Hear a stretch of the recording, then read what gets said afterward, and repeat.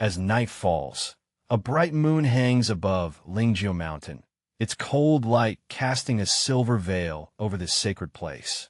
The Buddha sat upright on the stone platform atop the mountain, immersed in deep meditation along with his disciples. In this quiet moment, a young bhikkhu, with a puzzled expression, broke the silence.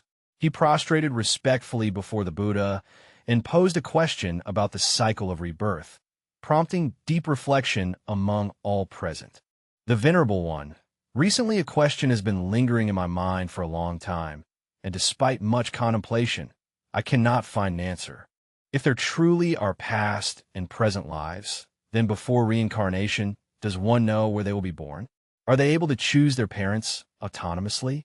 With compassionate eyes wide open, the Buddha emitted a golden light from the center of his forehead, illuminating the confusion in the hearts of his disciples. The Buddha's hands lightly perspired as he formed a mudra, his voice resonating through the mountains like celestial music, each word imbued with wisdom and compassion.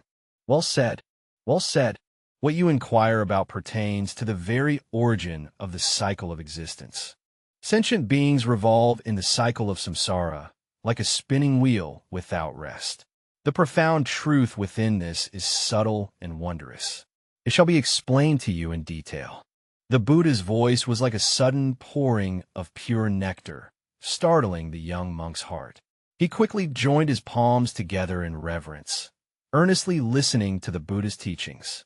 The Buddha further explained that after sentient beings die, their consciousness separates from the physical body and experiences a stage called the bardo body before entering a new womb. At this stage, the consciousness is neither completely ignorant nor entirely clear. Like a ship in the fog, it can sense the direction, yet struggles to clearly see the path ahead. The young monk named Shanming was born into a wealthy family, yet he resolutely renounced luxury and riches to choose to follow the Buddha and practice the Dharma. He deeply understands the suffering of samsara and longs to be liberated from birth and death. Therefore, he pays special attention to this issue.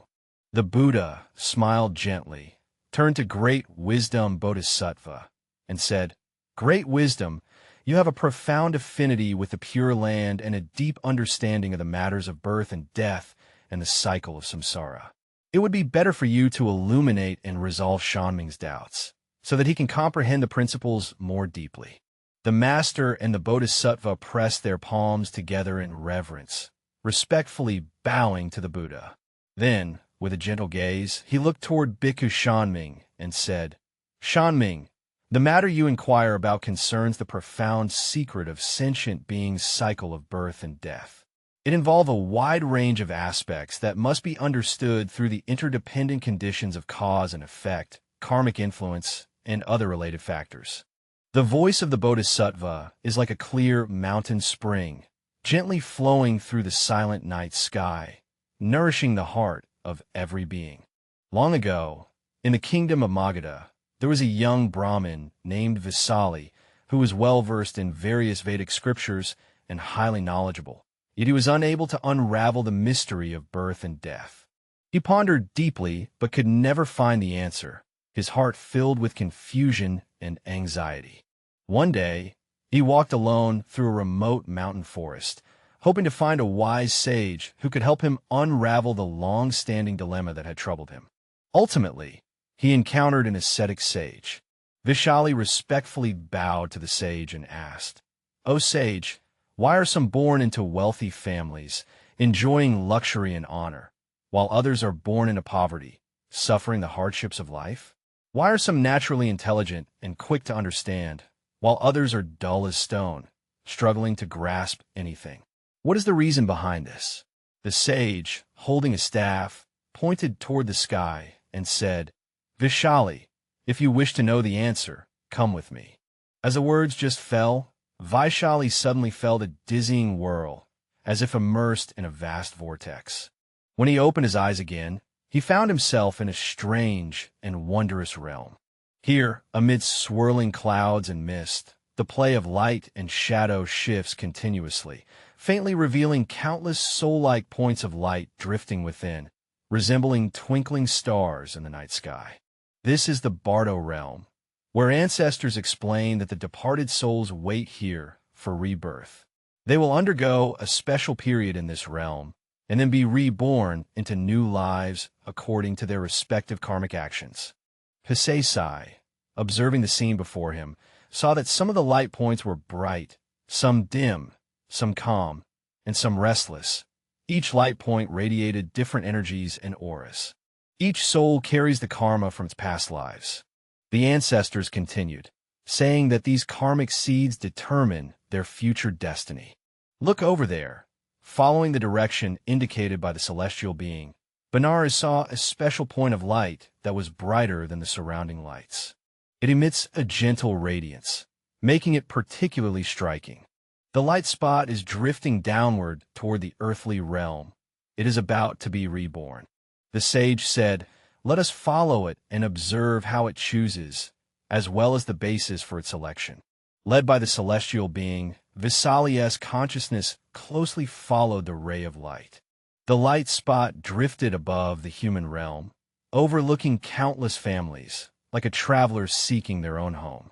He paused briefly at the residence of a wealthy merchant, seemingly captivated by the abundance and luxury there, then drifted toward the home of an official family, swayed by their power and status. Finally, he stopped in front of an ordinary farmer's house. They were a young couple living in modest circumstances, residing in a simple thatched hut. Despite their humble conditions, they lived harmoniously, hard-working and kind-hearted, with faces always radiant with the smile of happiness. The man labors diligently every day, rising with the sun to begin his work and resting at sunset, yet he never complains about the hardships of life. Every evening, when he returned home weary and exhausted, he would always bring back a bouquet of wildflowers he had picked in the fields for his wife. The woman diligently prepares the meals and waits at the door for her husband's return, using her tenderness and care to warm this humble home. Although their lives are humble, they are content and joyful, cherish one another, and are grateful for life. They are kind-hearted and willing to help others, especially offering generous alms and assistance to itinerant monks passing by their doorstep, doing everything they can to provide support. "Do you see?" the celestial being inquires.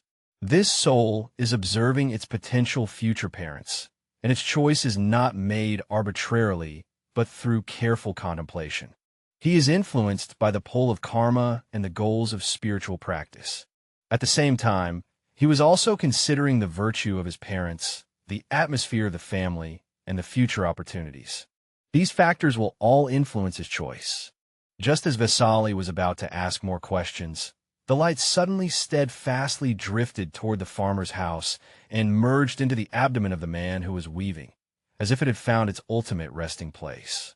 "He is chosen," Pisachi asked in surprise, and the ancestor nodded, saying, "Yes, he chose, but it was not a completely free choice.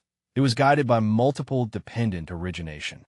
Just like river water flowing toward the sea, seemingly with countless paths to choose from, it is in fact guided by factors such as terrain and gravity, ultimately converging into a single course." Visakha pondered deeply, wondering why he chose such an ordinary family instead of one of wealth and nobility. Did he not desire glory and riches? The sage smiled gently and said, "This is the mystery I wish to reveal to you. Within it lies a deeper level of karmic causality." Before the words had fully fallen, the scene suddenly changed, and Visakha found himself back in the forest, as if the previous experience had been nothing but a dream. Ancestors, what happened afterward? Why did that soul choose a humble farming family instead of a wealthy and prosperous household? Vaisali Kshatriya earnestly inquired, his heart eager to know the answer and dispel the doubts within. A profound gleam flashed in the immortal's eyes. To comprehend the mystery within, you must cultivate more deeply and realize the true essence of birth and death in the cycle of samsara. Only then can you truly understand the causal relationships involved. The Bodhisattva, Mahāsthāmaprāpt, paused here for a moment and looked at the assembly, especially at the monk Shanming. He noticed that Shanming's eyes were bright and his expression focused, as if he was eagerly anticipating the continuation of the story. Did that Vishaka later come to understand why the soul chose a humble farming family instead of a wealthy and prestigious one? The venerable monk Shanming eagerly asked, unable to contain his curiosity, yearning to know the answer and dispel the doubts within his heart. The great Bodhisattva's eyes shone with the light of wisdom, while Vishali once again sought out that celestial sage. The immortal compassionately guided him to witness a deeper level of truth, enabling him to understand the causal relationships within. The moonlight flowed like water, and the mountain peaks emerged. Every monk and bodhisattva present held their breath and remained silent, quietly listening to the master's teachings on the bodhisattva, awaiting his unveiling of the profound mysteries. The venerable bodhisattva, wisdom, slowly spoke. The departed has once again come to the intermediate state accompanied by Vaisali. This time, their vision was broader, allowing them to see a more expansive panorama. The ancestor, using supernatural powers, enabled Vizal to see the soul's past and present lives, thus understanding the reasons behind its choices. Look, the immortal points to the distant, illusory scene. This is his past life. The nun Tetshur saw that the soul's past life was that of a wealthy merchant, possessing immense wealth rivaling nations. However, he was miserly to the extreme, never generous, never making amends, and he was extremely harsh even to his relatives and friends, more unkind and self-serving than Lingguanan. On his deathbed, he was filled with deep remorse, realizing that he had spent his entire life chasing wealth while neglecting the true value of life. A strong wish arose in his heart. If he could be reborn as a human in the next life, he would rather be born into a humble and poor family, learn generosity and magnanimity, cultivate virtuous deeds, and make amends for the mistakes of this life. I see now. Vizri suddenly understood that it was due to the karmic grudges from his past life that he chose this poor but kind-hearted family. He hopes to transform his stingy habits through this way of life, learning to be generous and selfless. The immortal smiled gently and said, "This is only one of the causes. There are deeper karmic conditions involved." Look again, the scene changed once more, and Vishali saw the past lives of that farming couple. To his astonishment, the woman had been the servant girl of the wealthy merchant in her previous life. She had a kind heart and compassion for the poor, often secretly taking her master's belongings to aid those in poverty. At the moment of his passing, that servant also made a vow, wishing that in my next life I could teach my former master to understand the importance of impermanence, to let go of his attachment to wealth, and to learn to help others. This is the karmic connection from past lives. The ancestors explained that the soul is guided to the parents with whom it has a predestined affinity, a bond that was already planted in previous lifetimes. So, does everyone have the ability to consciously choose their parents in their next life? Vishini inquired, yearning to know whether he too could master his own destiny. The immortal shook his head and glanced swiftly. Whether the soul can maintain clear consciousness during the bardo period depends on the cultivation achieved in past lives. Most ordinary beings are deeply enmeshed in karma, with their consciousness clouded, like leaves swept away by a raging current, drifting with the flow, unable to govern their own bodies, and fundamentally incapable of making autonomous choices. At this point, the celestial being took Visali and arrived at another mirror image, where they saw a dim light struggling painfully within the bardo mirror. He sought to break free from the bondage of a certain force, but ultimately lacked the strength to resist and was swept into a powerful whirlpool of karma, being born into a poor and frequently ill family. This is the violent nature of karma. The ancients sighed, saying that the evil deeds committed in past lives must inevitably bear their consequences in this life. Karma is like a magnet, attracting souls to be born to corresponding parents, causing them to endure corresponding sufferings. Pishari does not understand. If karma is predestined, then how can there be talk of choice? Are we to passively accept the arrangements of fate? Samsara contains both destiny and variability. The profound insight of the ancestors penetrates the clouds and mist, as if able to see through all things. Advanced practitioners, through the power of aspiration, can transcend the force of karma, actively choose their future rebirth, and alter their destiny. Those with mixed good and evil deeds are primarily influenced by karma, yet there remains some room for choice. By practicing good deeds and accumulating virtue, they can alleviate the effects of karma. Those deeply burdened by heavy negative karma are entirely driven by the forces of their actions, leaving them no room for choice and forcing them to passively endure the retribution of their misdeeds. Suddenly, the immortal pointed toward a distant light and said, "Look there, where souls choose their place of rebirth after a lifetime. That radiance is unlike any other. It is filled with the power of compassion and wisdom, emanating a warm glow." What is that? Exploring the Vibhajyavada Sutra, he had never seen such a pure radiance. He was a bodhisattva. The ancestor explained that he had already transcended the cycle of birth and death and intentionally refrained from re-entering samsara, enjoying the tranquility of nirvana. However, out of great compassion and the power of his vow, he voluntarily chose to be reborn in a place of suffering, using his own actions to teach and guide sentient beings, helping them escape the sea of suffering.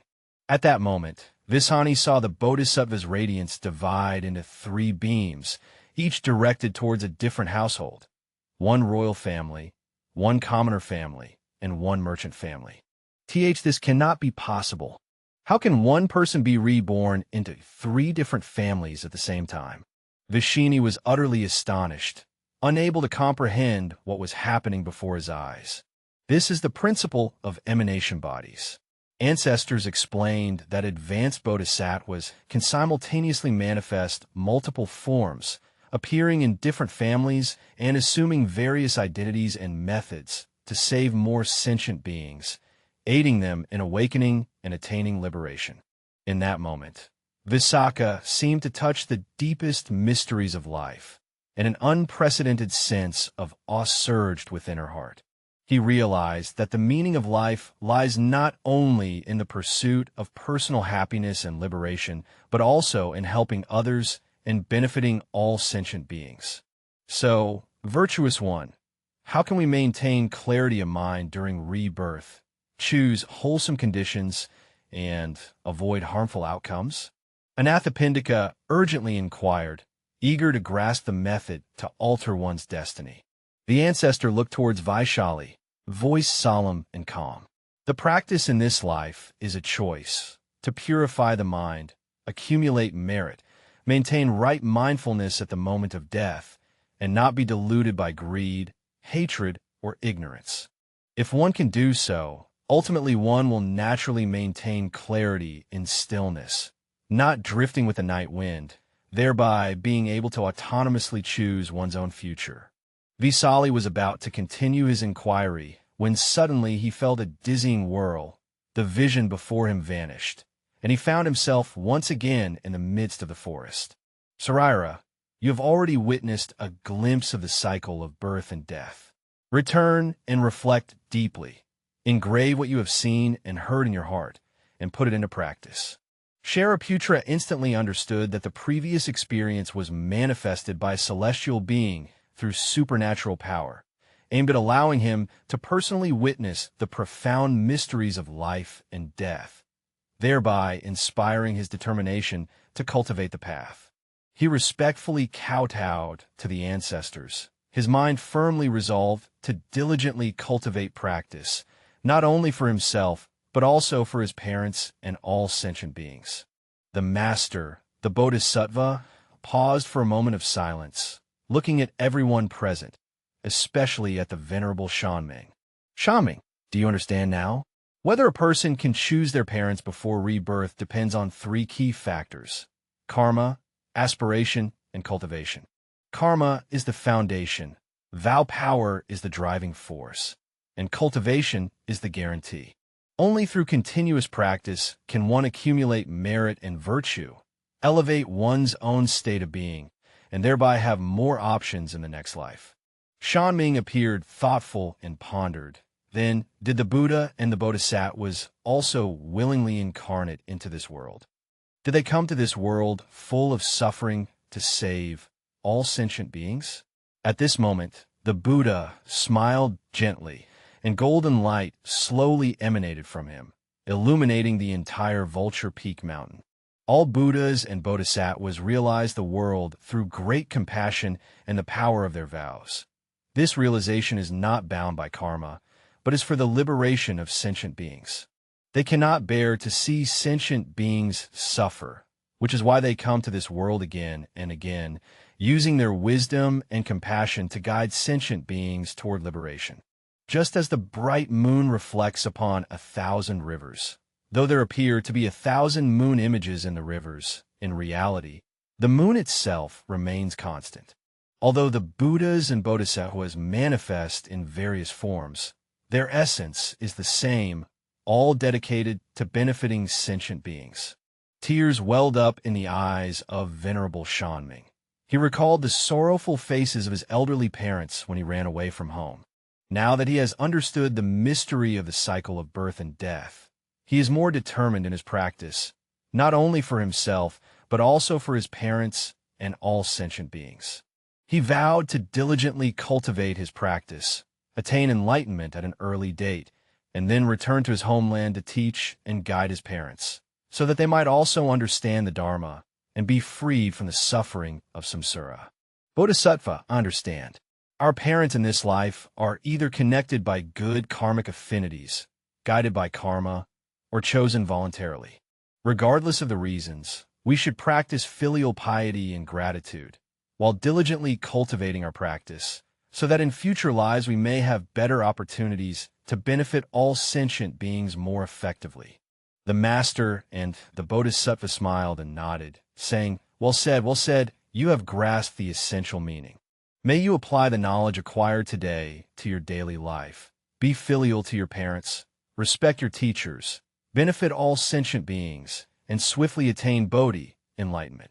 Moonlight flows quietly like water through the hearts of all beings, cleansing their minds and nurturing their wisdom. That night, not only Venerable Shanming, but everyone present gained a deeper understanding of the cycle of birth and death. They understood the meaning of life and found the path of practice. The path of practice, though long and arduous, can ultimately lead to the attainment of supreme enlightenment and reaching the other shore, as long as there is light in the heart and unwavering perseverance to transcend the fog of birth and death. May we all cherish this life, diligently cultivate our practice, create a better future for the next life, and contribute our efforts to the liberation of all sentient beings.